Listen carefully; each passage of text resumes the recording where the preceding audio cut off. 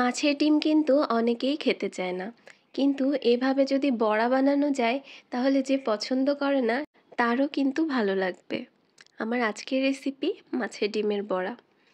আমি এখানে মিডিয়াম সাইজের 2 টুকরা মাছের ডিম খুব ভালোভাবে ক্লিন করে নিয়েছি।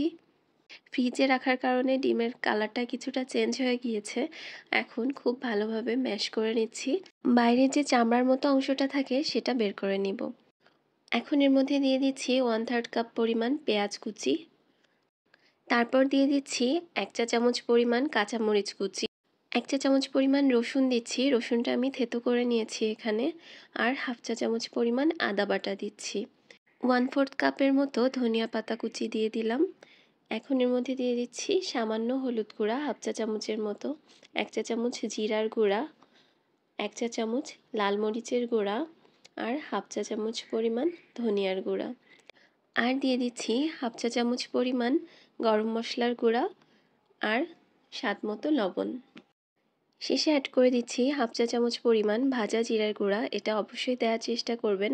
এখন দিয়ে দিচ্ছি 1/4 কাপ পরিমাণ বেসন আর 1 টেবিল চামচ পরিমাণ চালের গুঁড়া।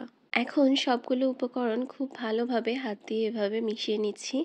এটা একটু সময় নিয়ে মাখতে হবে। এটা মাখানো হয়ে গেলে এখন এর মধ্যে অ্যাড করে দিব 1 স্লাইস পরিমাণ লেবুর রস।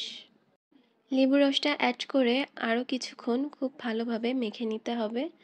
এই তো মিক্সচারটা কিন্তু রেডি হয়ে গিয়েছে। এখন চুলায় একটা প্যান বসিয়ে তাতে তেল দিয়ে দিচ্ছি। খুব বেশি কিন্তু তেল দিইনি, কারণ এটা ডিপ ফ্রাই করব না, এই জন্যে সামান্য পরিমাণে তেল দিয়ে নিয়েছি। তেলটা গরম হয়ে আসলে একটা চামচের সাহায্যে এভাবে একটু রাউন্ড শেপ করে দিয়ে নিচ্ছি। সবগুলো আমি এভাবে দিয়ে নিব এবং চুলার আঁচটা কিন্তু একদম লোতে রেখে আমি ফ্রাই করে নিব। কারণ অবশ্যই চুলার জালটা লোতে রেখে ভাজবেন।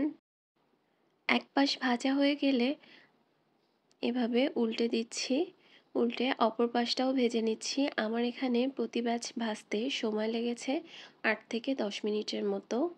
এভাবে উল্টে পাল্টে ভেজে নিচ্ছি একটা লালচে কালার আসা পর্যন্ত। এটা কিন্তু একটু সময় নিয়ে ভাজতে হবে, তাড়াহুড়ো করা যাবে না। এই যে আমার এখানে ভাজা হয়ে গিয়েছে, এখন খুব সুন্দর একটা কালার চলে আসছে কিন্তু। এখন সবগুলো বড়া আমি তেল ছড়িয়ে উঠিয়ে নিচ্ছি। বাকি যে অংশ রয়ে গিয়েছে সেগুলো আমি ঠিক একই প্রসেসে ভেজে নিচ্ছি। অবশ্যই চুলার জাল লোতে রেখে 8 থেকে 10 মিনিটের মতো ভাজতে হবে। এই তো আমার এখানে বড়াটা একদম রেডি হয়ে গিয়েছে।